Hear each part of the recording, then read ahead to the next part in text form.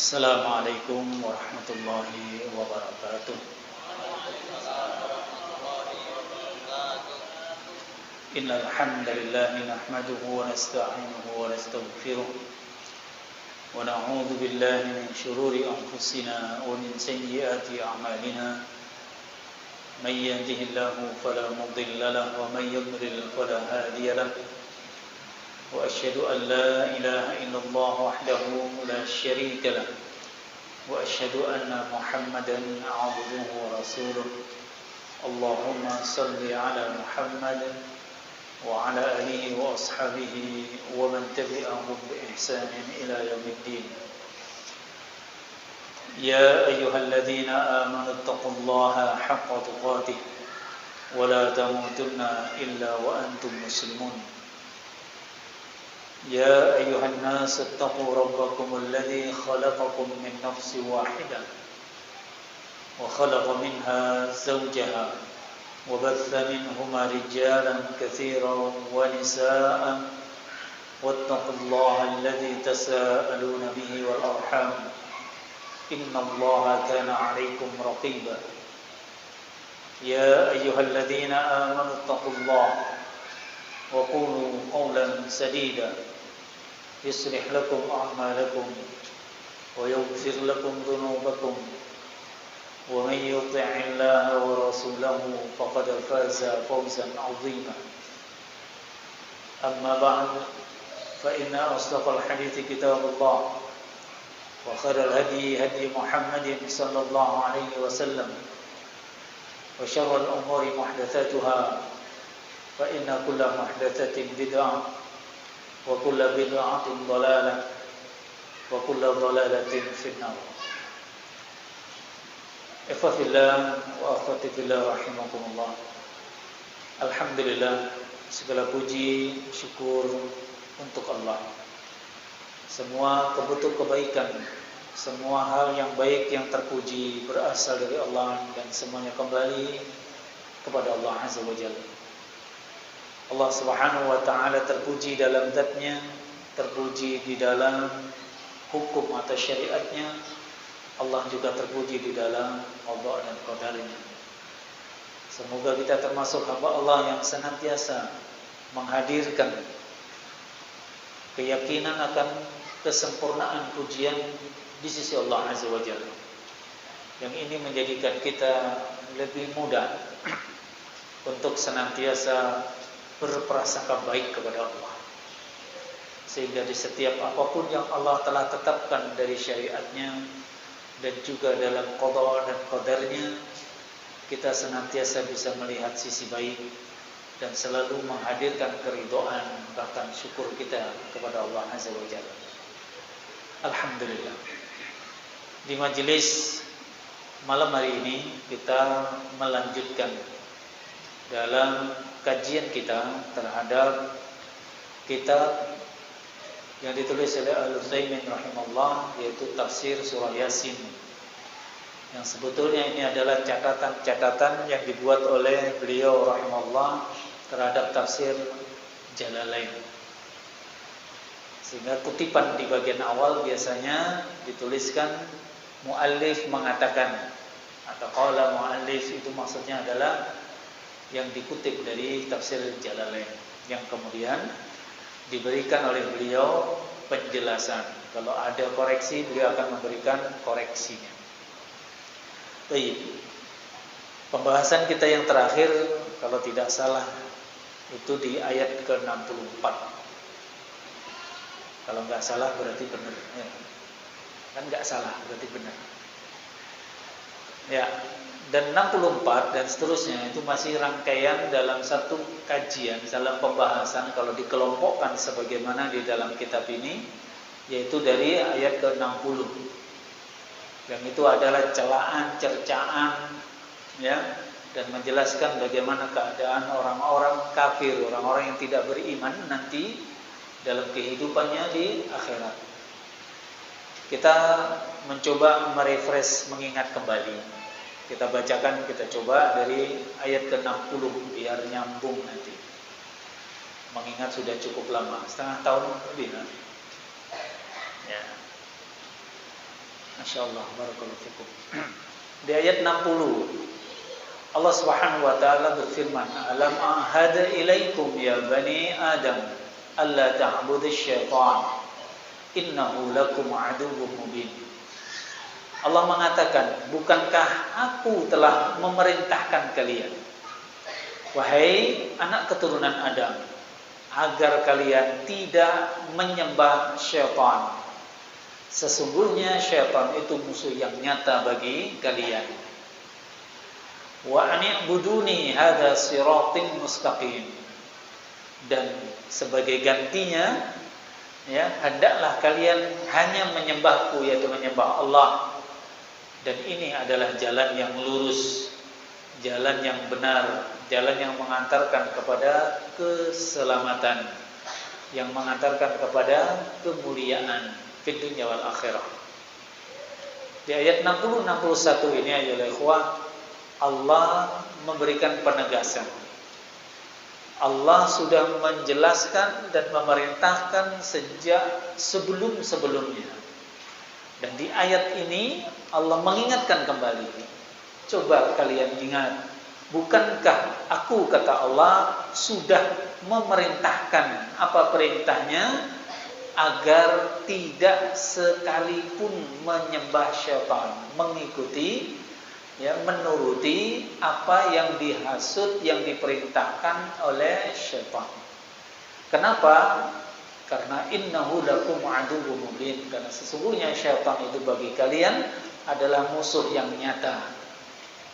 Musuh nyata artinya sama sekali tidak ada niatan, perbuatan yang itu mengarah kepada sesuatu yang baik bagi kita.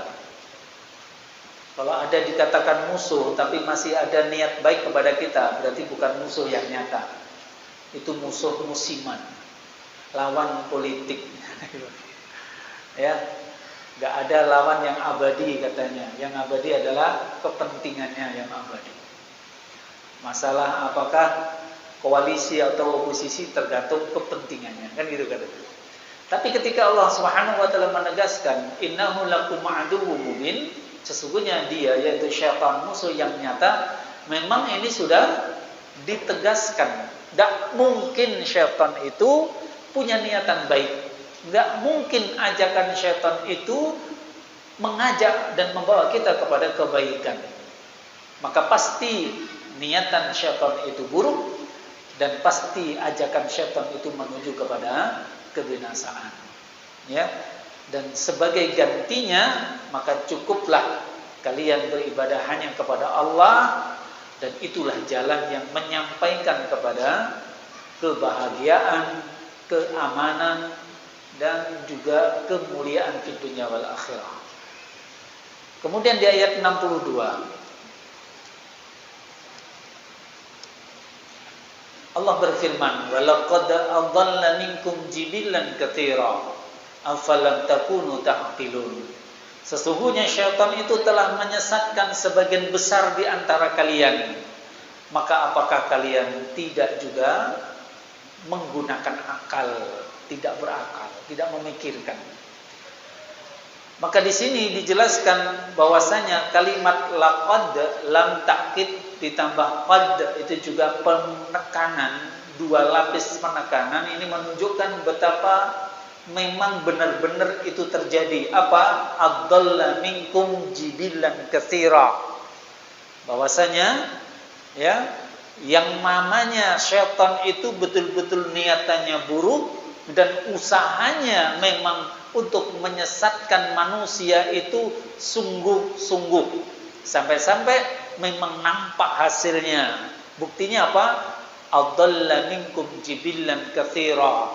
Sangat banyak, sebagian besar dari kalian itu yang betul-betul akhirnya disesatkan oleh syaitan. Ya, ini adalah sebuah ungkapan, ya, jibilan katsira, ini jumlah yang sangat besar. Ya, mayoritasnya itu kondisi manusia itu berpaling dari jalan Allah. Dan itu janji syaitan memang. Tidaklah kau akan temukan ya Allah di antara manusia itu ya kecuali hanya sedikit saja yang bersyukur. Apa maksud bersyukur? Mengakui, beriman kepada Allah, melihat sisi baik di sisi Allah, dan kemudian mengikuti dengan ketaatan kepada Allah Azza wa Jalla. Kebanyakan manusia menyimpang, kebanyakan manusia kufur, kebanyakan manusia tersesat. Ini adalah bukti nyata akan kebenaran apa yang Allah tegaskan, innahu lakum aduwwum mubin. Memang betul-betul musuh yang nyata. Buktinya apa? Adalla minkum jibilan katsira. Sangat banyak, mayoritas ya dari manusia itu yang betul-betul berhasil disesatkan. Afalam takunu ta'qilun? Kalau sudah seperti itu, apa iya kalian itu enggak berpikir? Di antara hikmah kalimat afalam takunu ta'qilun ini adalah yang disebut orang berakal adalah orang yang dia tidak menuruti bujukan, tipu daya, ajakan syaitan. Sehingga mau sepandai apapun, gelarnya berderet di depan namanya, di belakang namanya, julukannya dikenal seantero dunia sebagai pakar, cendekiawan, apalagi sebutan-sebutan orang-orang yang cerdik cendekia katanya. Namun ketika tak juga dia menerima apa yang datang dari Allah, kemudian menentang, meninggalkan ajakan syaitan, maka dia tidak dianggap sebagai orang yang berakal. Ya. Abu Jahal itu bukan orang bodoh, IQ-nya jongkok, bukan.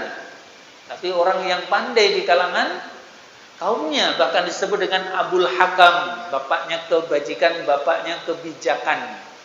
Tapi di dalam akidah kita, dalam Islam disebut dengan sebutan Abu Jahal, ya, biangnya kebodohan. Kenapa? Karena itu tadi tidak bisa menerima kebenaran yang datang dari Allah dan Rasulnya Muhammad SAW. Justru mengikuti hawa nafsunya, menyimpang dari apa yang telah ditunjukkan oleh Allah dan Rasulnya SAW.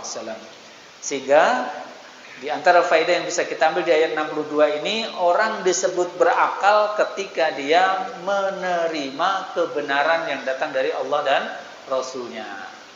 Ya, walaupun dia nggak punya gelar, walaupun nggak punya pangkat kedudukan, nggak punya sebutan sebagai orang pandai di tengah masyarakat, tapi ketika seseorang istislam lillahi bitauhid, menyerah ya di hadapan Allah dengan mentauhidkan Allah, maka dia disebut sebagai orang yang berakal atau menggunakan akal yang Allah ciptakan di dalam dirinya.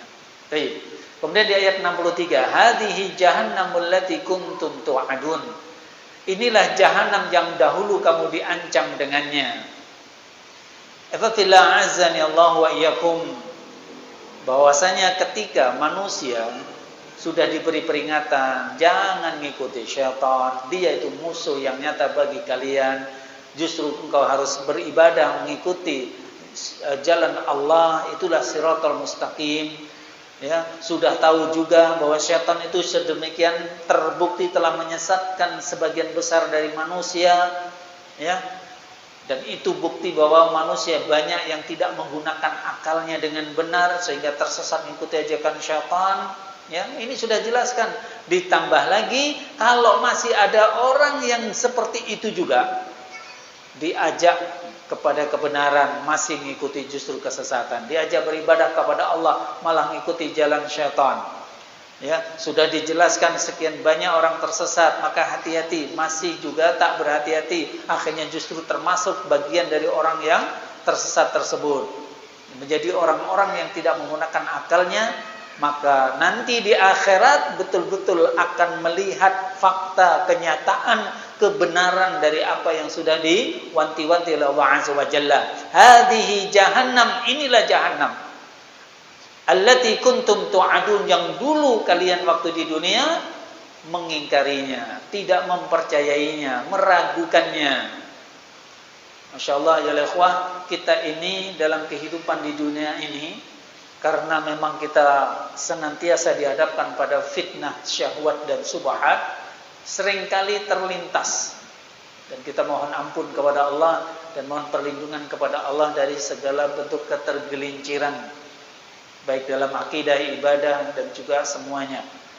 Ya, kadang terbersit di pikiran kita, di rasio kita, di logika kita, seakan-akan kita kurang yakin tentang adanya hari akhir, adanya kehidupan setelah kematian, adanya yang namanya timbangan amal atau al-mizan atau yaumul hisab, hari perhitungan amal. Seakan kita ragu apa benar ada surga, ada neraka. Seakan kita ragu apa iya semua yang kita lakukan pasti akan didatangkan, dihadirkan oleh Allah Azza wa Jalla dan diberikan balasan. Kadang terbersit seperti itu. Maka ya rahimahullah wa iyyakum, kita harus senantiasa yang mewaspadai, mencurigai, menelisik, terus menginterogasi jika perlu kondisi jiwa kita. Inilah pentingnya kita melakukan muhasabah atau introspeksi. Ya, setiap kali kita berbaring di malam hari akan tidur, sempatkan walau hanya beberapa menit untuk muhasabah. Ya, baik itu zahir maupun batinan. Apa yang saya lakukan dengan kaki saya sehari ini, dengan tangan ini, dengan lisan ini, termasuk apa yang terpikir di kepala saya, yang terbersih di hati saya, dan seterusnya. Yang saya lihat, yang saya dengar, yang saya ucapkan, itu dicoba untuk dihadirkan, diingat, kemudian kita melakukan muhasabah, menghitung, kita hisab diri kita. Maka itu akan sangat membantu. Insya Allah, Allah akan memberikan kepada kita kemudahan untuk istiqomah di atas jalan kebenaran, sehingga kita lebih terjaga dari peluang untuk tergelincir oleh bujukan dan tipu daya syaitan. Kemudian di ayat ke-64 Allah mengatakan islauhal yaum bima kuntum takfurun. Masuklah kalian di dalamnya. Nya di sini, ha di sini, ya, ini kembalinya kepada jahanam yang disebutkan di ayat sebelumnya. Masuklah kalian ke dalam jahanam al-yaum pada hari ini, yaitu hari setelah ditegakkannya al-hisab, setelah dibangkitkannya manusia dari kematiannya. Bima kuntum takfurun, dan sebab dari kalian akhirnya dihukum dimasukkan ke dalam jahanam itu semata-mata disebabkan karena perbuatan kalian yang mengingkarinya. Ini menunjukkan keadilan Allah. Hukuman yang Allah berikan itu hukuman yang disebabkan semata-mata karena kesalahan dari makhluk atau hamba Allah atau manusia itu sendiri. Bukan karena kezaliman Allah, maksudnya Allah dari segala bentuk kezaliman. Itu semata-mata keadilan dari Allah, yang dengan keadilan itu memberikan maslahat yang lebih luas dan menekan madarat yang lebih besar. Dan ini harus kita betul-betul jadikan sebagai sebuah cara pandang atau mindset kita, cara berpikir kita. Ya, ketika dalam syariat Islam ada yang namanya hukuman, dari mulai peringatan, teguran sampai kepada hukuman, ya, baik hukuman di dunia maupun di akhirat, sesungguhnya itu sebagai pengejawantahan realisasi dari kesempurnaan keadilan di sisi Allah Azza wa Jalla. Ya. Apa itu adil? Adil itu lawan dari zalim.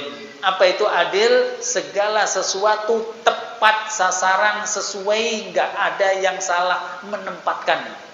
Itu adil. Sehingga jangan kemudian kita berpikir si A dia melakukan kesalahan, kemudian mendapatkan hukuman yang itu sudah sesuai dengan syariat, kemudian kita merasa kasihan, seakan-akan kita mengatakan harusnya nggak digituin sih, kasihan juga. Ini seakan kita meragukan akan keadilan dalam syariat Allah. Ini juga hikmah yang besar.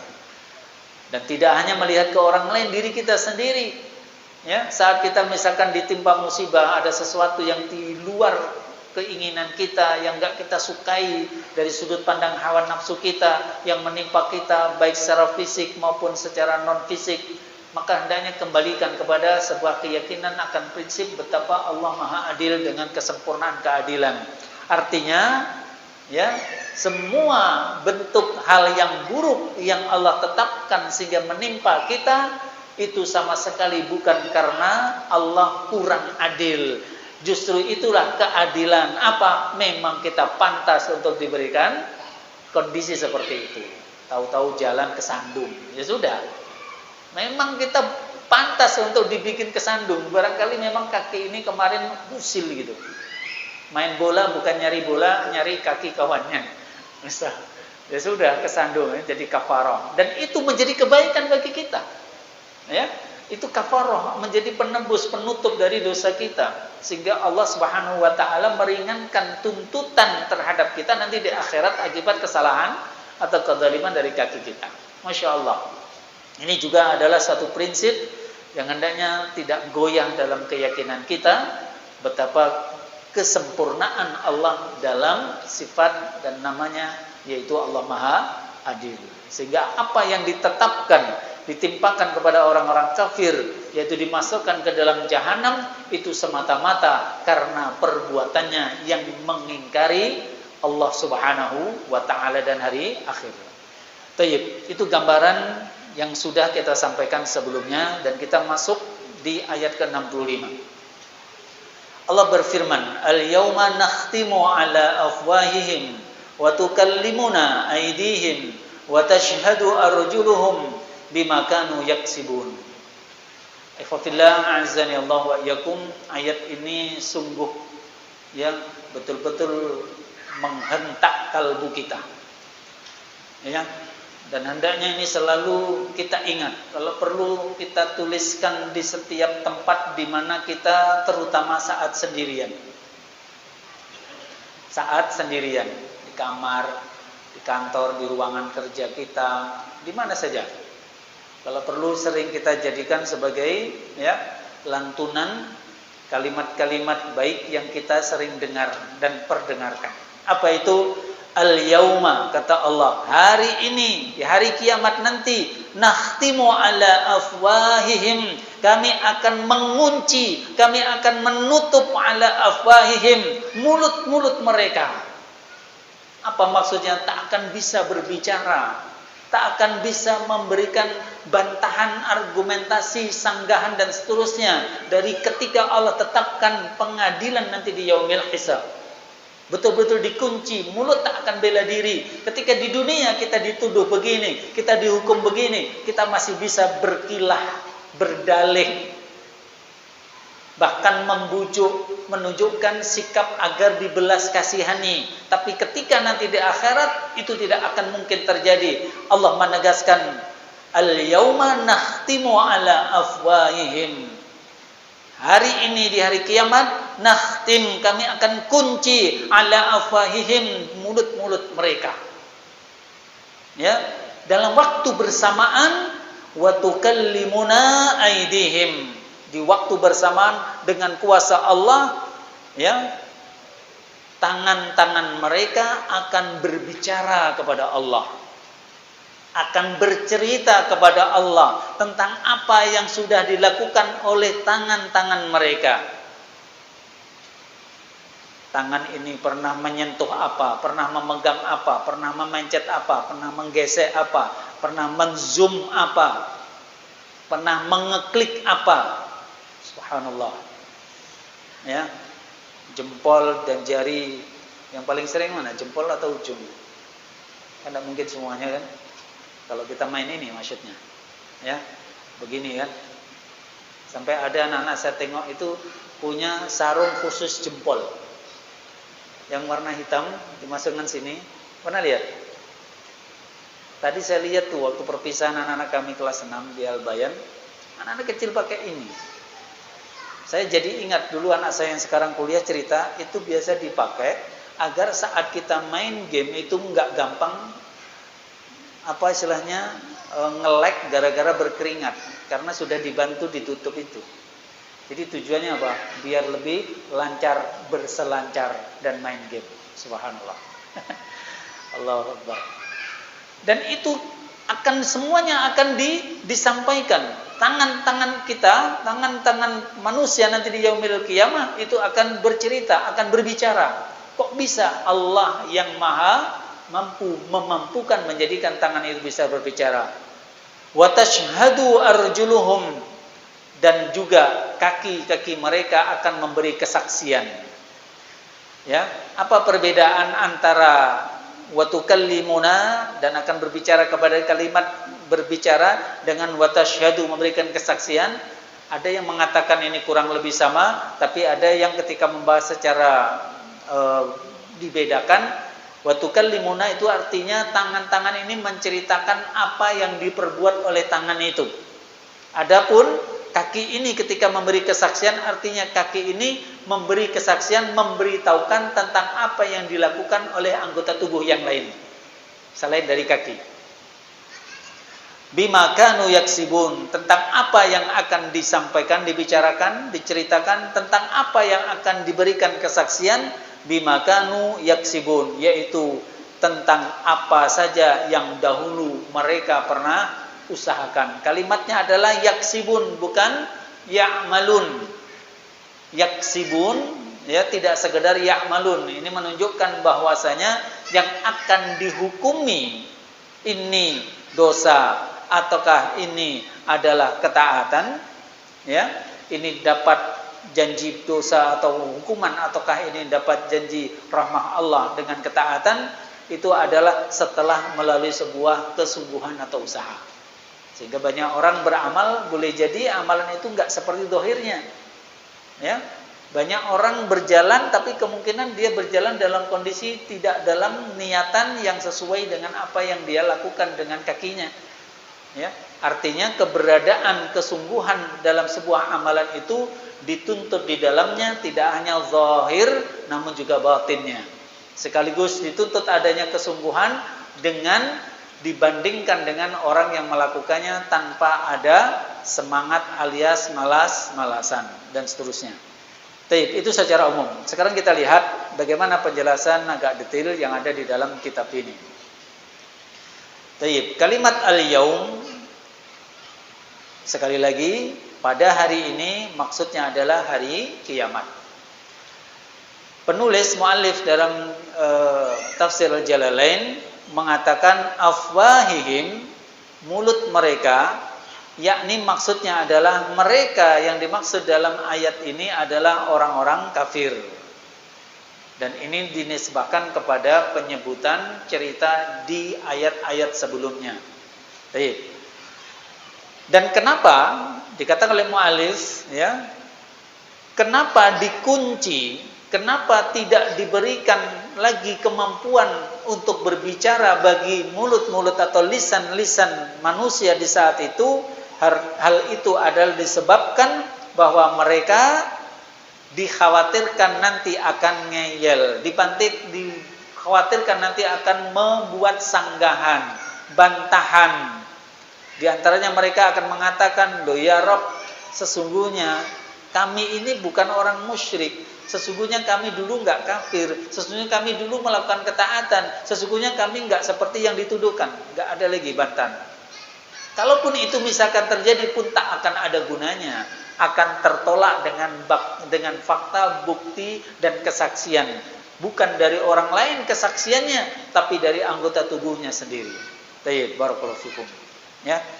Jadi sekali lagi kalimat al-yauma nakhtimu ala afwahihim, ya, ini maksudnya adalah al-yaum itu di hari kiamat, nakhtimu ala afwahihim, ditutupnya mulut mereka, itu maksudnya adalah mereka kalangan orang-orang kafir. Kemudian kalimat wa tukallimuna aydihim wa tashhadu arjuluhum, dan berkatalah kepada kami, kata Allah. Siapa yang berkata? Yaitu tangan-tangan mereka, dan juga kaki mereka memberikan kesaksian. Dan kemudian disebutkan oleh, ya, Asy-Syaikh yang mengarang kitab Al-Jalalain, yaitu kalimat selain dari lisan yang berbicara yang dikunci, kemudian tangan yang berbicara, kemudian kaki yang memberikan kesaksian. Selain itu juga ada yang akan dikondisikan Allah berikan kuasa sama seperti itu selain dari tangan dan kaki. Ya. bima kanu yaksibun, yang semuanya itu adalah dalam rangka untuk membongkar apa saja yang pernah mereka orang-orang kafir kerjakan atau usahakan dalam kehidupan dunia. Baik, barakallahu fikum. Jadi memang ada anggota tubuh yang lain yang juga Allah berikan kemampuan untuk berbicara, untuk memberikan kesaksian. Nanti kita akan sebutkan. Faqillah azzani Allahu wa iyyakum.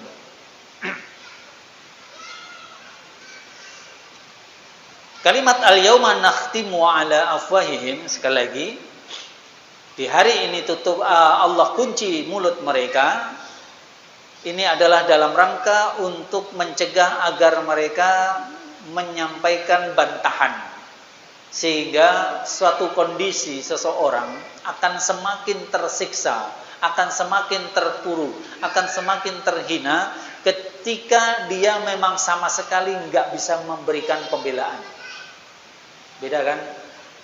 Si A sama si B sama-sama dihukum. Yang satu diberi kesempatan memberikan pembelaan, walaupun akhirnya pembelaan itu juga kita tolak misalkan. Yang satu sama sekali nggak ada diberi kemampuan kesempatan memberikan pembelaan, langsung dihukum. Maka ya rasa pedihnya, keterhinaannya, ya rasa sakitnya akan lebih besar dirasakan ketika sama sekali tidak diberikan kesempatan untuk memberikan pembelaan. Dan itu yang diberlakukan, yang Allah tetapkan atas kuasanya, sehingga lisan orang-orang kafir nanti di hari kiamat memang dikunci dan tidak akan bisa memberikan pembelaan. Dalam waktu bersamaan justru bagian dari anggota tubuhnya sendiri yang akan menjadi saksi dan menjelaskan, yang semakin menyebabkan semakin beratnya kondisi dia. Kalau istilahnya saksi yang memberatkan. Kalau dalam konteks pengadilan itu ada saksi yang meringankan, ada saksi yang memberatkan.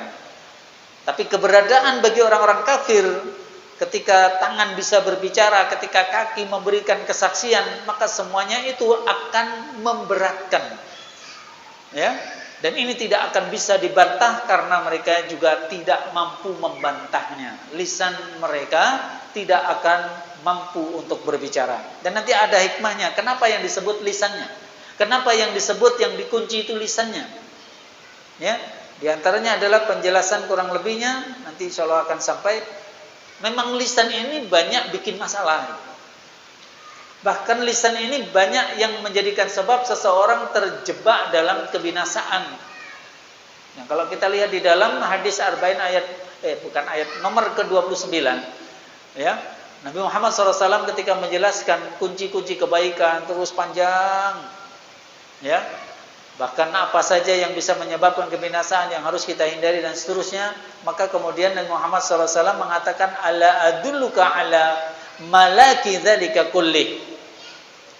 Setelah dijelaskan semua kunci kebaikan, begini, dan seterusnya, maka kemudian Nabi mengatakan, maukah aku tunjukkan kepada kalian, ya, ujung atau biang atau suatu sikap yang bisa kita lakukan, yang itu bisa insya Allah semua jalan kebaikan itu kalian akan dapatkan.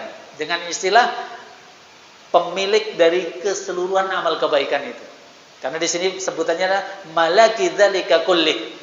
Pemilik, penguasa, biangnya, ujungnya, penjurunya, sumbernya dari seluruh kebaikan yang tadi diajar Rasulullah.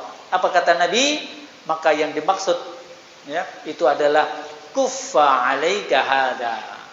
Nabi mengatakan sambil menunjuk atau memegang lisannya, kuffa 'alaika hada, tahanlah dirimu dari yang satu ini. Artinya apa? Potensi untuk terjerumusnya seseorang dalam kebinasaan itu disebabkan dengan perbuatan lisannya, karena perbuatan lisannya. Maka ketika seseorang mampu menjaga lisannya, mampu menahannya, mampu mengontrolnya, mampu betul-betul, ya, tidaklah terucap dari lisannya kecuali yang Allah ridha, maka itu akan menjadi kunci dan sumber berbagai bentuk kebaikan.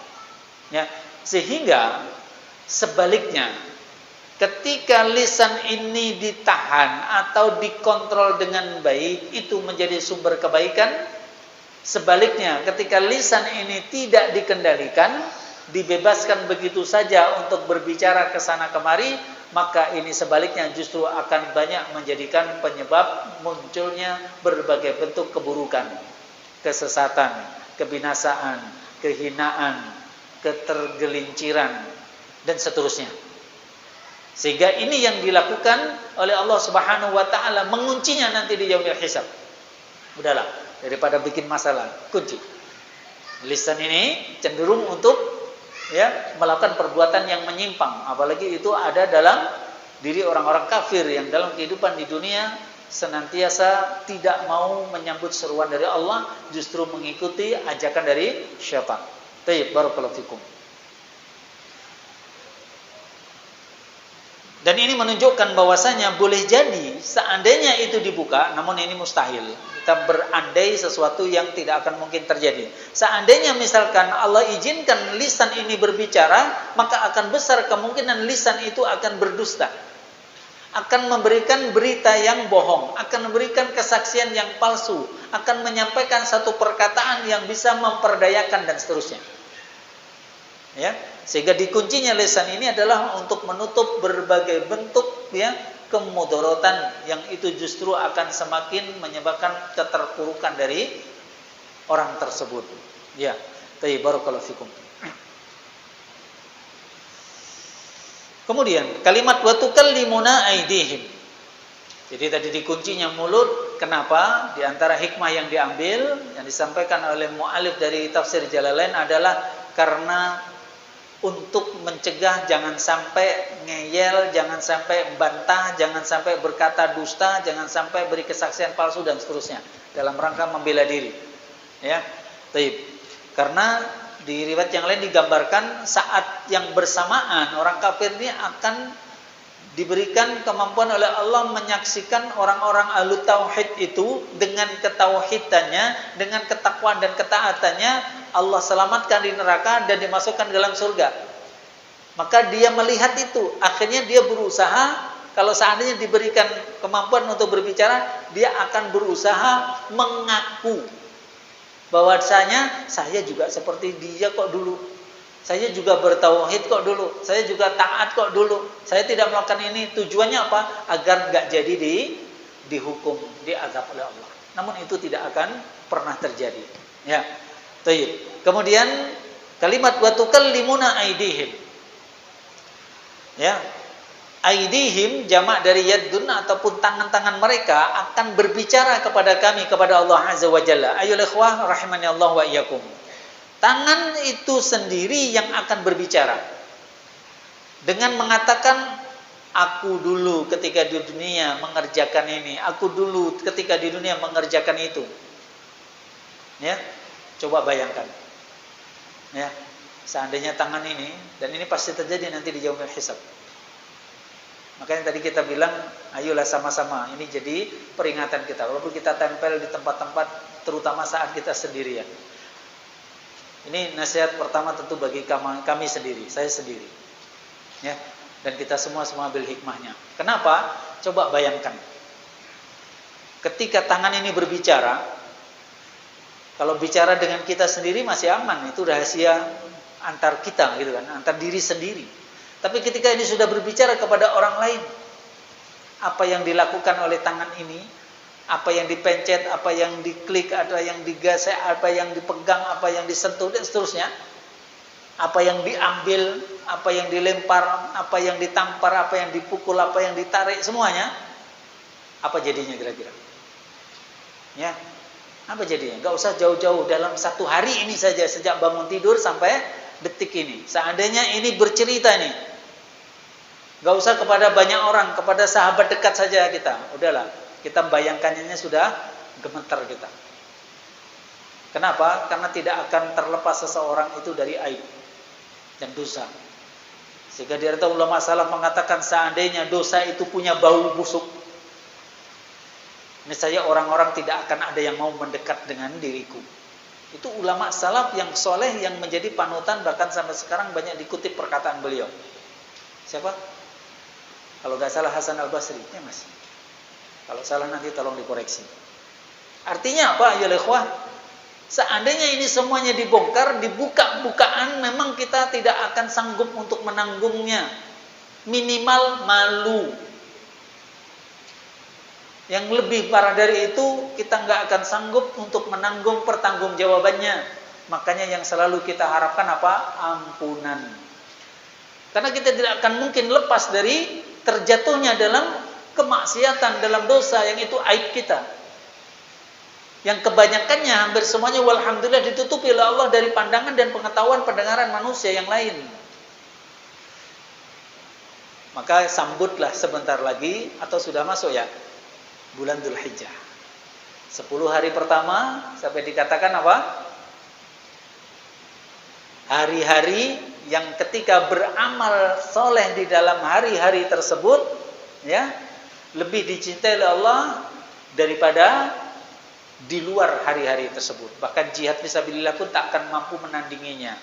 Kecuali orang yang berangkat jihad dengan harta, dengan jiwanya, habis itu hartanya enggak ada yang kembali, ludes, nyawanya pun melayang syahid fisabilillah, baru bisa menyamai. Yang dimaksud adalah 10 hari pertama Dzulhijjah.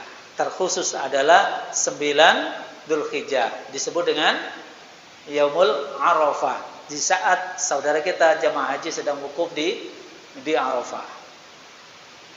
Berpuasa di hari Arafah, Nabi mengatakan mudah-mudahan Allah menghapuskan dosa kita 1 tahun yang lalu dan 1 tahun yang akan datang. Jadi sekali lagi ya, itu yang kita butuhkan, ampunan. Karena kita memang banyak melakukan kesalahan yang seandainya betul-betul wa nukallimuna aydihim, Allah jadikan tangan kita ini berkemampuan berbicara, menceritakan apa yang dilakukan, yang kita kerjakan, subhanallah, ya, maka itu akan membongkar seluruh apa yang pernah kita lakukan.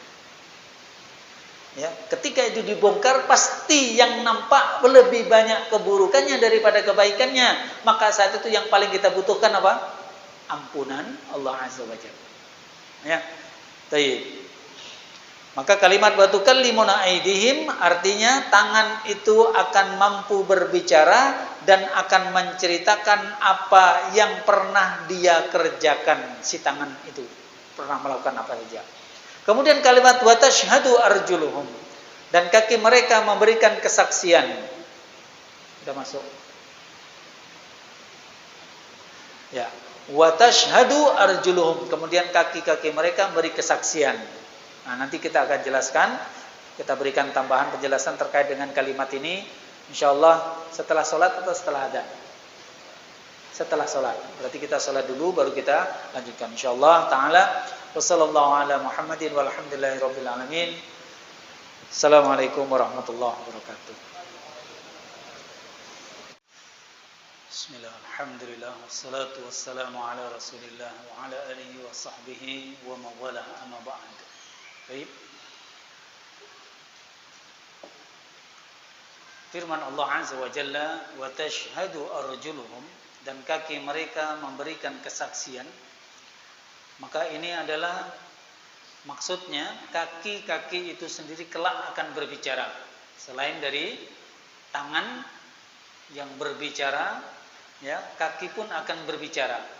Apa yang dikatakan oleh kaki? Aku bersaksi bahwa dia telah melakukan ini, dia telah melakukan itu. Nah, perbedaan penyebutan tangan dengan berbicara, wa tukallimuna aydihim, yaitu dan berkatalah kepada kami tangan mereka, kemudian wa tashhadu arjuluhum, dan kaki mereka memberikan kesaksian. Ini sebetulnya sama-sama berbicara. Perbedaannya apa? Perbedaannya adalah ketika tangan itu adalah memberikan, ya, atau menyampaikan apa yang dilakukan oleh tangan itu. Ya. Adapun kaki itu menjadi saksi, artinya dia mengkabarkan, menceritakan tentang apa yang dilakukan oleh anggota tubuh yang lain. Perbedaan ini dijelaskan, namun bukan berarti Ya, harus seperti itu. Karena di dalam pembahasan di kitab ini dikatakan perbedaan itu sebetulnya tidak perlu jadi masalah. Kenapa?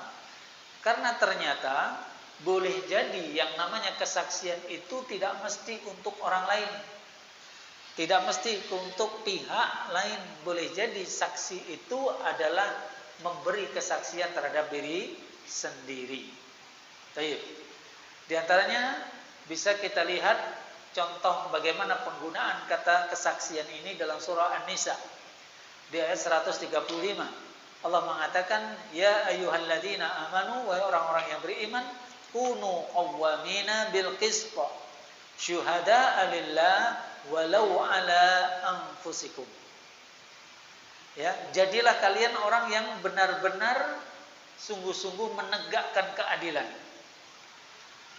Menjadi saksi karena Allah walaupun terhadap diri kalian sendiri. Jadi boleh jadi kesaksian itu untuk diri sendiri. Tidak hanya sekedar namanya kesaksian itu untuk orang lain. Jadi ketika ada penjelasan dibedakan, kalau tangan itu menjelaskan tentang perbuatan dirinya, tangan itu sendiri, ya. Adapun kaki memberikan kesaksian artinya memberitakan, menceritakan apa yang dilakukan oleh anggota tubuh lain. Ketika ini dibedakan, ini bisa jadi, namun perbedaan ini tidak perlu menjadi satu permasalahan karena ternyata boleh jadi, ya, yang namanya kesaksian itu bisa memberi kesaksian untuk diri sendiri. Jadi boleh jadi juga kaki itu memberi kesaksian tentang apa yang diperbuat oleh kaki itu sendiri. Boleh jadi. Tapi bukan itu masalahnya. Masalahnya yang harus kita jadikan sebagai pelajaran adalah bahwa anggota tubuh kita akan bersaksi tentang apa yang pernah kita kerjakan ketika dalam kehidupan di dunia. Taib ayyuhal ikhwah rahimanallahu wa iyyakum. Dan ternyata yang memberikan kesaksian itu tidak hanya tangan dan juga kaki. Ya. Di antara disebutkan dalam surah Fussilat ayat 20, 21, 22. Di sana disebutkan hatta idza ma ja'uha syahida 'alaihim sam'uhum wa absaruhum wa juluduhum bima kanu ya'malun. Sehingga apabila mereka sudah sampai masuk ke dalam neraka wal'iyadu billah, maka pendengaran mereka, penglihatan mereka dan kulit mereka, ya, itu akan menjadi saksi terhadap mereka tentang apa yang pernah mereka kerjakan. Tadi disebutkan lisan lisan dikunci, terus kemudian tangan bisa berbicara, menjadi saksi, kemudian kaki juga menjadi saksi, dan ternyata ditambahkan lagi yang juga menjadi saksi adalah pendengaran, penglihatan dan juga kulit. Ya. Barakallahu fikum. Sehingga dikatakan oleh Allah di bagian ayat ke-22, di akhir ayat 22, wa ma kuntum tastatiruna ay yashhada 'alaikum sam'ukum wala absarukum wala juludukum. Dan kalian sekali-kali tidak akan pernah mampu bersembunyi dari persaksian pendengaran, penglihatan dan kulit kalian. Insyaallah. Allahumma hasibna hisaban yasira. Semoga Allah menghisab kita nanti dengan hisab yang diringankan. Fafillah azzani Allahu wa iyyakum. Jadi anggota tubuh kita memberi kesaksian. Bahkan juga disebutkan, ya, kalau dikumpulkan semuanya itu berarti ada 6 yang akan memberikan kesaksian nanti di akhirat. Tangan, kaki, pendengaran, penglihatan, kulit, dan juga lidah. Ini ada disebutkan lidah juga di sini. Yaitu di surah An-Nur ayat 24. Kalau tadi katanya lisan dikunci. Bagaimana mengkompromikannya? Allah mengatakan, berfirman di surah An-Nur ayat 24. Yauma tashhadu 'alaihim alsinatuhum wa aydihim wa arjuluhum bima kanu ya'malun. Pada hari ketika lidah, berarti lisan, dan juga tangan dan juga kaki mereka menjadi saksi atas mereka terhadap apa yang dahulu pernah mereka kerjakan. Ya. Ayyuhallazina a'azzani Allah wa iyyakum. Penyebutan lidah ini ayolah ikhwah, boleh jadi maksudnya dibedakan dengan tadi bahwasanya afwahihim, nakhtimu ala afwahihim, Allah mengatakan kami mengunci, ya, menjadikan tidak bisa berbicara mulut-mulut mereka. Kemudian di sini disebutkan justru lisan-lisan mereka menjadi saksi atas perbuatan yang kita lakukan. Wallahu alam. Yang pertama maksudnya tentu Allah yang Maha tahu, bahwasanya tidak bisanya berbicara lisan atau mulut kita ketika dia berbicara tentang kedustaan. Ya, adapun ketika menceritakan menjadi saksi tentang fakta yang sebenarnya yang pernah kita kerjakan, kita amal dunia, Allah mampukan lisan itu berbicara. Ada hikmah yang lebih luas lagi. Penyebutan al-sinatuhum atau jamak dari lisan, atau bagaimana dijadikannya lisan itu memberikan kesaksian adalah seperti yang tadi kita singgung di awal, bahwa lisan ini adalah penjuru penghulu sumber dari segala kebaikan ataupun keburukan.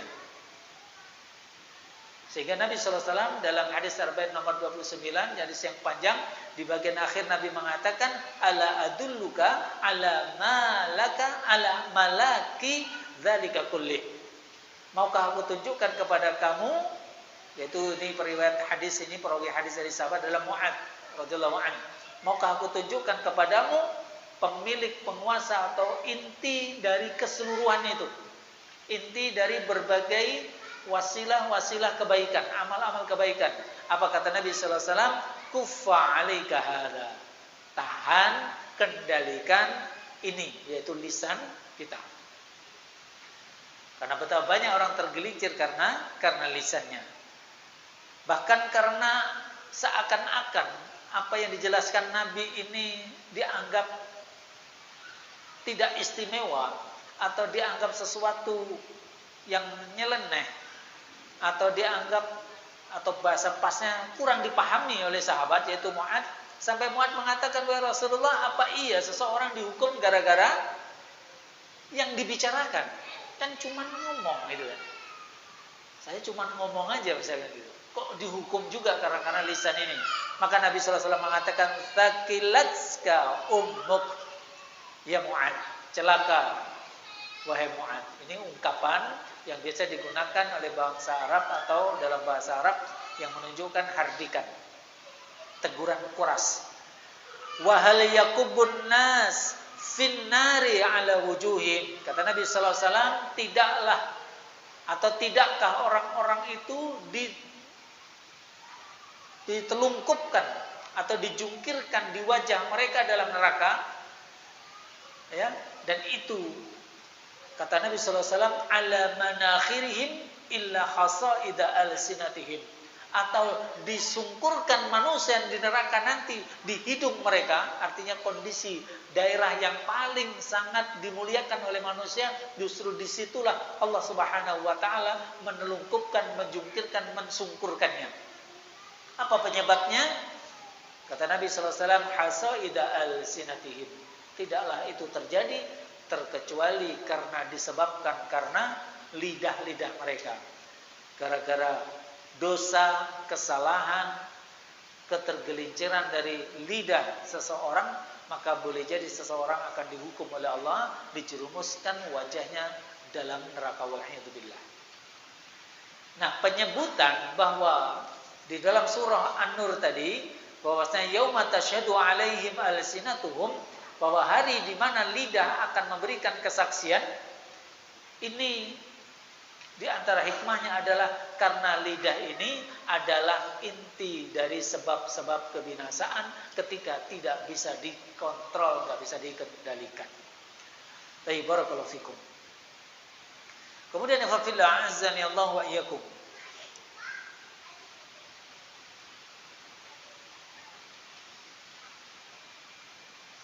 Penyebutan tadi, jadi sudah kita buat kesimpulan bahwa yang akan Allah jadikan mampu untuk memberi kesaksian itu tidak hanya tangan dan kaki, namun juga yang lainnya.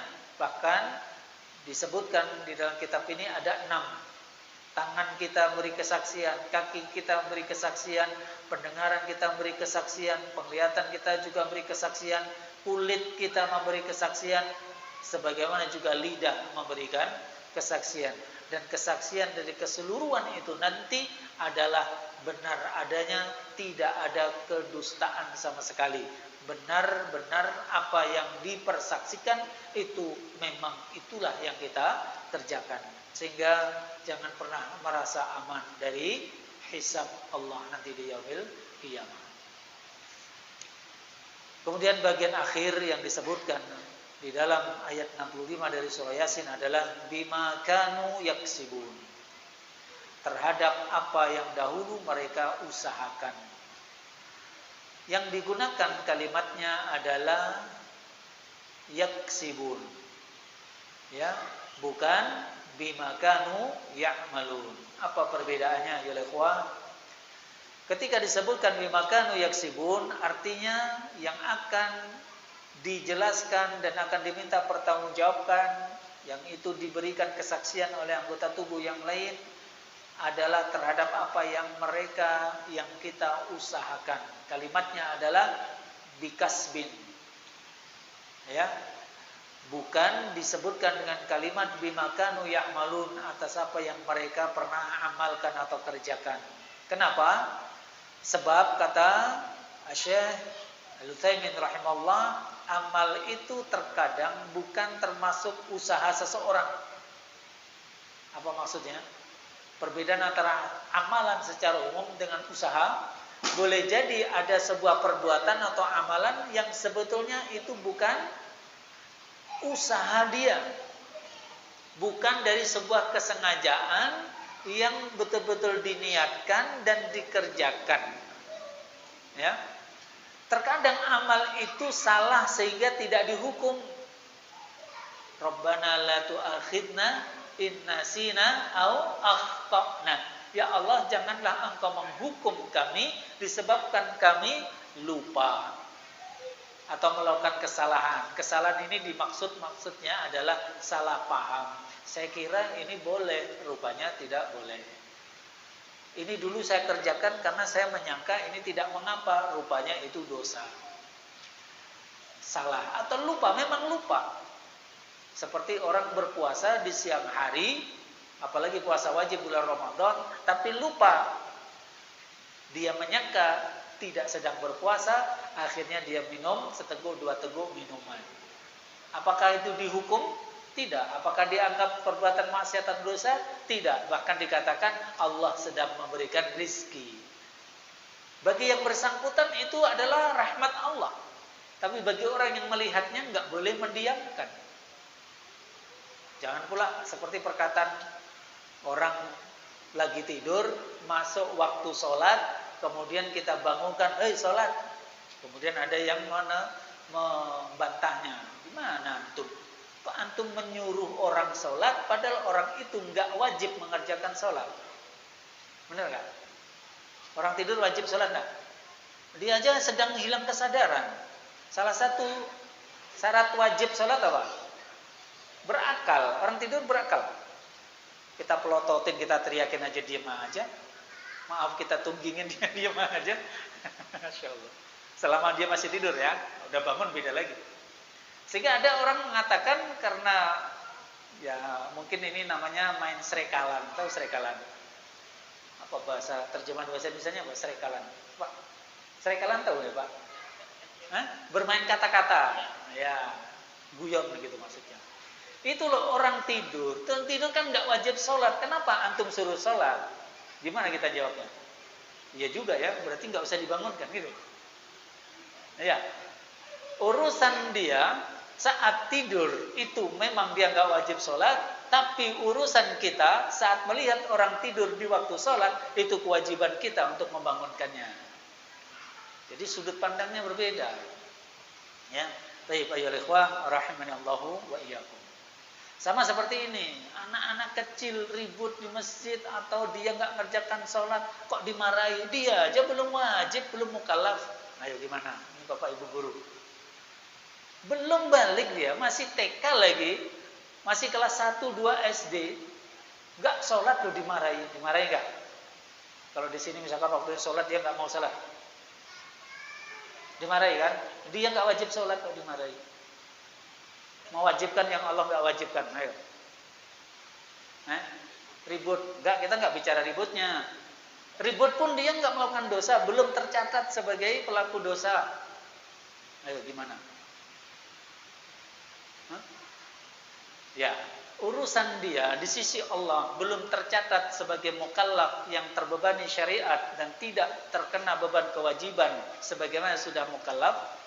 Itu urusan dia dengan Allah. Urusan kita yang diberi amanah mendidik mereka, diberi amanah untuk beramar ma'ruf nahi mungkar, kemudian kita membiarkan kemungkaran di depan kita mampu untuk mengingkarinya, tapi kita mendiamkannya, kita berdosa. Urusan kita adalah kita sedang menunaikan tanggung jawab kewajiban kepada Allah. Sering kita sebutkan ke anak-anak atau ke kawan-kawan guru. Ini kalau Allah takdirkan kita mati semua sekarang, anak-anak itu jelas tuh tempatnya kembali nanti. Dia masih putih. Mungkin akan menjadi pelayan-pelayan di surga. Artinya dalam kemuliaan di sisi Allah. Kita nggak jelas. Dosa jelas banyaknya, amal baik yang diusahakan belum tentu diterima. Kok gitu merasa lebih hebat dari anak-anak, kan itu. Jadi gimana? Berarti biarkan aja lah anak-anak ributnya. Kita akan semakin banyak dosa kita, semakin kita terpuruk dalam kehinaan seandainya kita tidak melakukan tanggung jawab kita, yaitu mendidik yang itu diamanahkan kepada kita. Anak kita sendiri ataupun anak didik kita. Jadi bahasa kita, nak, janganlah tambah ustadz ini itu dosanya makin banyak dengan membiarkan kalian melakukan kesalahan kemudian dibiarkan saja. Ya, nah itu salah satu sudut pandang. Ada juga mungkin penjelasan lain yang bisa membawa kita kepada sebuah mindset yang lebih tepat saat dalam proses amar ma'ruf nahi mungkar. Ya, kalau main serekalan itu kan paling enak. Orang pakai sarung, orang sholat nggak boleh pakai sarung, benar nggak? Orang sholat nggak boleh pakai sarung, benar mas? Orang lagi sholat kok pakai sarung, nggak boleh. Ya. Nah itu maksudnya. Barakallahu fikum. Apa biar nggak ngantuk. Efafillah azan ya Allah wa yakum. Jadi kalimat disebutkan di sini bukan bima kanu ya'malun, tetapi bima kanu yaksibun. Bukan diberikan tanggung jawab atau dimintai pertanggungjawaban atas apa yang mereka amalkan, namun apa yang mereka usahakan. Kenapa? Sebab boleh jadi amal itu terkadang bukan termasuk usaha seseorang. Boleh jadi seseorang melakukan sesuatu, sebetulnya dia itu tidak sedang menyengaja melakukannya. Mungkin karena lupa, mungkin karena belum tahu, mungkin karena ini dan itu, yang itu tidak dihukumi sebagai sebuah kesalahan. Boleh jadi. Ya. Banyak orang bermaksiat, hakikatnya dia tidak bermaksiat. Boleh jadi. Kenapa? Karena belum tahu. Karena lupa. Ya. Ada orang melakukan perbuatan yang jelas haram kasat mata, tapi dia tidak berdosa. Kenapa? Dia melakukan tidak sengaja. Mungkin dia berjalan dalam tidur. Dia kondisi nggak sadar, tapi beraktivitas. Boleh jadi. Kalau zaman dulu itu sering kita dengar kisah seperti itu. Kalau zaman sekarang jarang. Sampai dikisahkan orang di desa bangun tidur marah-marah. Kenapa? Kok kotor semua badannya? Ternyata saat dalam tidurnya dia nyangkul. Ini kisah yang disampaikan kami, wallahu alam nyata atau tidak. Tapi kisah ini tersebar di kampung. Ya, dia melakukan itu tanpa dengan kesadaran. Apakah itu teranggap? Tidak. Seperti contoh paling ekstrim. Orang menggauli yang bukan istrinya, tapi karena tidak tahu. Dia yakin itu istrinya. Dihukumi zina tidak? Bingung ya. Apa mungkin terjadi? Boleh jadi. Ini contohnya namanya contoh ekstrim. Ya. Dia menyangka itu adalah istrinya. Dia yakin itu istrinya sehingga dia pun mendatanginya.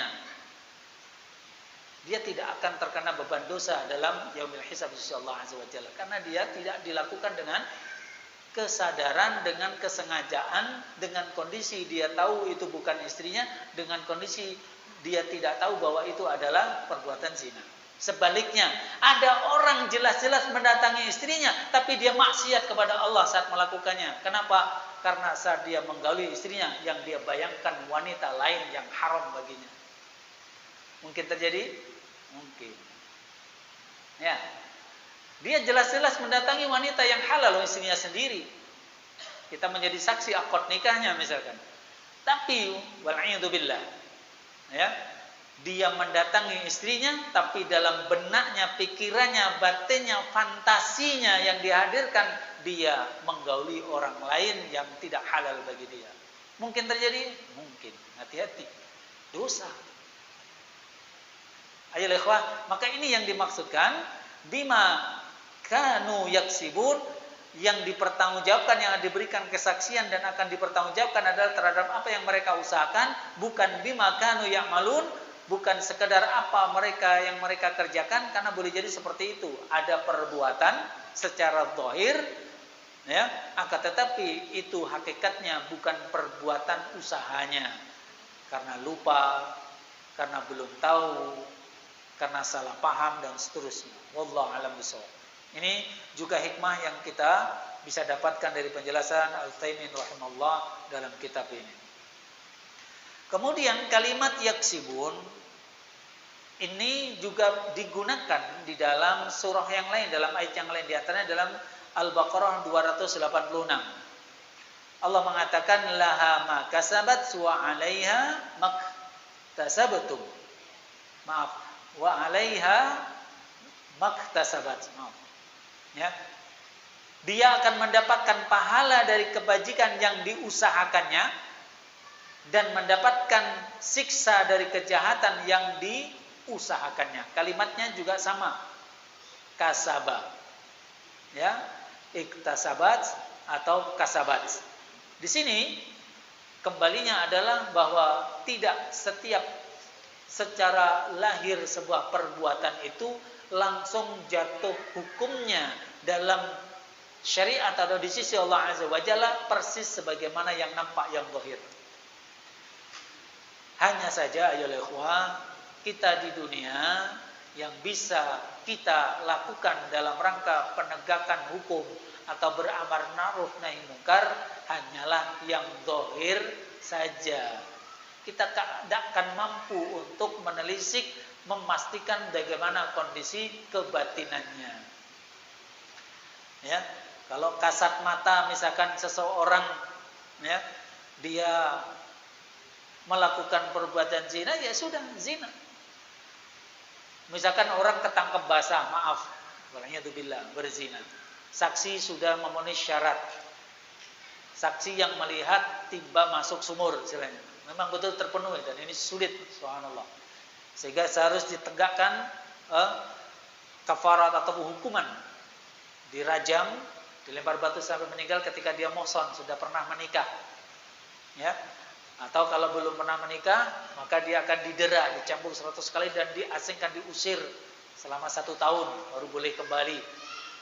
Nah, coba kalau seandainya begitu terjadi, sudah ada saksi, kemudian yang bersama mengatakan, loh saya tadi itu melakukan itu, saya yakin itu, saya pikir istri saya sendiri. Diterima nggak kesaksian dia? Dalam hukum zahir dunia, nggak akan diterima. Ya, ya enggak?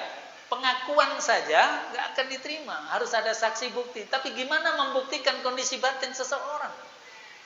Sebagaimana ketika Nabi SAW marah luar biasa di hadapan seorang sahabat, yang ketika dalam peperangan sahabat ini tetap membunuh, ya, tetap menusukkan pedang atau tombaknya ke dada orang kafir tersebut, walaupun saat akan ditombak itu dia bersyahadat. Apa kata sahabat ketika ditegur?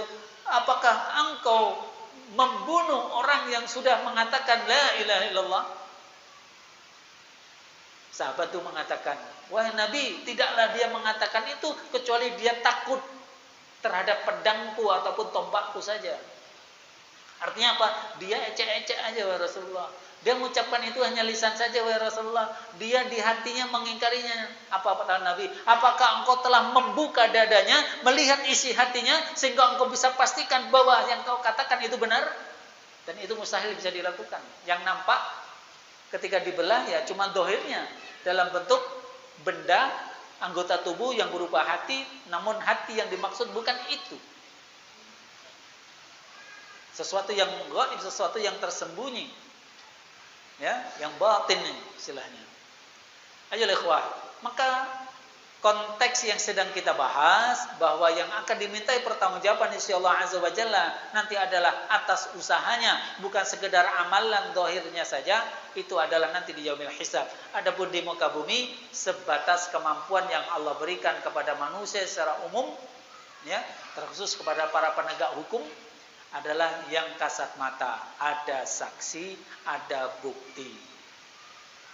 Apakah saksi korban, saksi ahli, atau saksi yang melihat, dan seterusnya, atau bukti dan seterusnya, ya.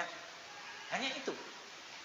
Dan itulah yang akan ditetapkan, ya, oleh seorang qadhi, seorang hakim, sebatas data dari saksi, bukti, dan seterusnya, yang itu memang bisa dihitung, dikalkulasi secara kasat mata secara zahir. Taib ayyuhal ikhwah rahimani Allah wa iyyakum. Maka ketika kita melihat dari pemahaman di kalimat bima kanu yaksibun, bukan bima kanu ya'malun, artinya hendaknya kita senantiasa berusaha memastikan diri kita. Hendaknya amalan yang kita harapkan sebagai kesolehan di sisi Allah harus diiringi, disertai dengan sebuah niatan yang benar dan kesungguhan. Ya, jangan kita terjebak dengan gimmick saja, dengan simbol saja, dengan zahir saja, hanya dengan baju luar saja, hanya dengan cover saja, casing saja, banyak istilah. Tapi kita tidak memperhatikan bagaimana isinya. Memang kita, walhamdulillah, kita tegak berdiri menghadap Allah, melaksanakan salat bahkan dengan berjamaah, Masya Allah, walhamdulillah. Namun jangan hanya merasa cukup dengan zahir yang ada pada kita, yang kita saksikan sendiri, kita rasakan sendiri, yang disaksikan orang lain. Namun hadirkan juga bagaimana kondisi batin kita saat menghadap Allah dalam salat. Saat kita mengucapkan kalimat iyyaka na'budu wa iyyaka nasta'in, jangan hanya di lisan saja, namun hendaknya paham terhadap maknanya, kemudian menghadirkan sebuah keyakinan iyyaka na'budu, hanya kepadamu ya Allah aku menyembah, artinya wajib ikhlas, tidak boleh ada riya. Wa iyyaka nasta'in artinya hanya kepadamu aku mohon pertolongan, artinya apapun yang kita lakukan semata-mata atas pertolongan Allah, maka jangan pernah ujub dan sombong. Apa yang kita banggakan, apa yang kita sombongkan, apa yang kita merasa ingin memuji diri sendiri, toh semua yang bisa kita lakukan semata-mata atas karunia, rahmat dan pertolongan dari Allah, yang bila Allah tak memberikan rahmatnya kepada kita, kita enggak mampu berbuat apapun. Itulah iyyaka na'budu wa iyyaka nasta'in, sehingga dikatakan iyyaka na'budu menafikan riya,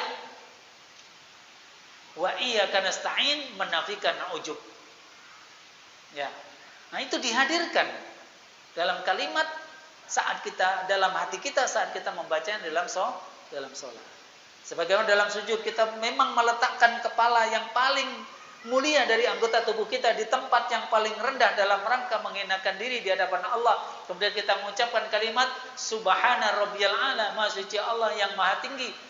Jangan hanya di kasat mata zahiran dan juga hanya di lisan saja diucapkan, namun hadirkan juga sebuah kondisi kebatinan, betapa rendahnya kita di hadapan Allah, betapa tingginya Allah di hadapan kita yang sangat hina.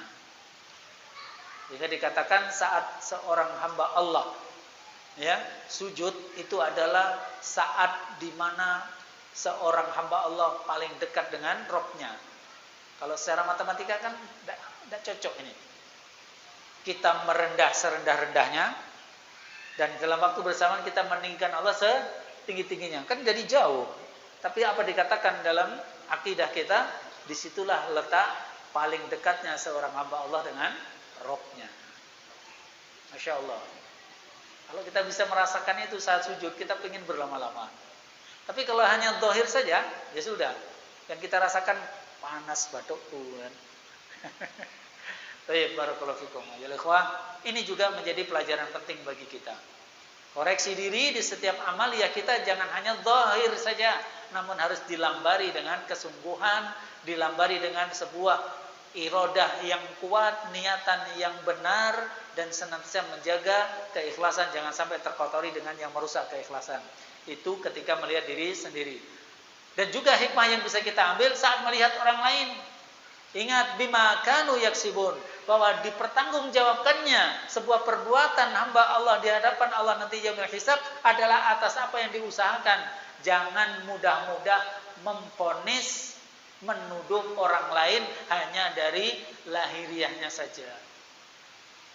Ya, gara-gara kita lihat kawan kita parkir mobil di depan apa misalkan kafe, kalau kafe sudah umum sekarang ya, di depan klub malam misalkan, ya langsung kita menuduhnya, waduh ini rajin ngaji, rupanya ngeklub juga. Hanya sekedar melihat karena mobilnya parkir di situ. Ini hanya menuduh atau mau menyimpulkan memvonis seseorang hanya dari apa yang kasat mata, tanpa kita melakukan tabayyun, tanpa kita mengecek kebenarannya.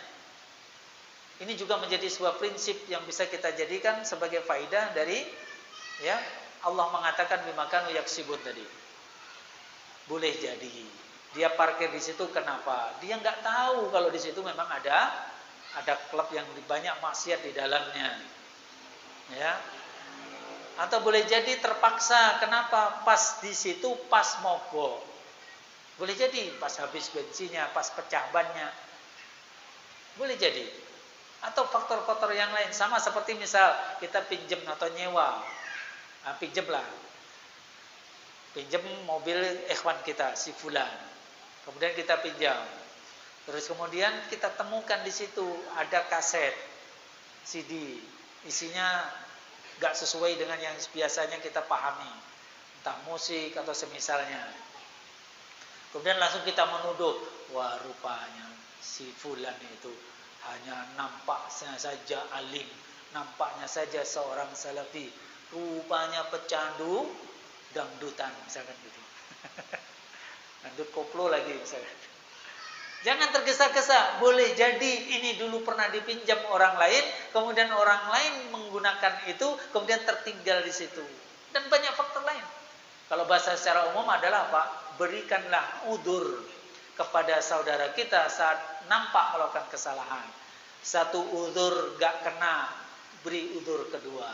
Beri udzur kedua kok gak masuk juga, ketiga. Ketiga nggak masuk juga, keempat terus sampai ke 10, bahkan mau ke 100 terus beri udzur. Kalau nggak nemukan udzurnya, katakanlah Allah yang Maha Tahu. Boleh jadi dia punya udzur yang kita tidak mengetahui udzur apa itu. Masya Allah ya ikhwah.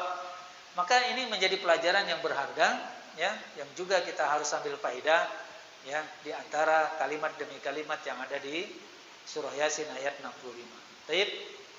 Tafadhila azani Allahu wa iyyakum.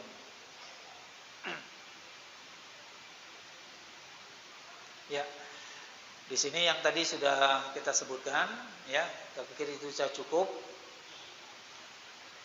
Insyaallah di pertemuan yang akan datang kita akan lanjutkan di ayat yang ke-66, yang mana di ayat 66 ini masih menggambarkan bagaimana celaan, kemudian juga hukuman yang akan Allah timpakan kepada orang-orang yang ingkar, yang tidak mau beriman dan tidak mau beramal terhadap syariat Allah Azza wa Jalla. Wa'alaikumsalam. Itu saja, mohon maaf atas salah dan khilaf. Kalau ada yang salah, mohon kiranya bagi yang tahu untuk ya berkenan memberikan koreksi kepada kami. Ya. Subhanakallahumma bihamdika asyhadu an la ilaha illa anta astaghfiruka wa atubu ilaik. Wassalamualaikum warahmatullahi wabarakatuh.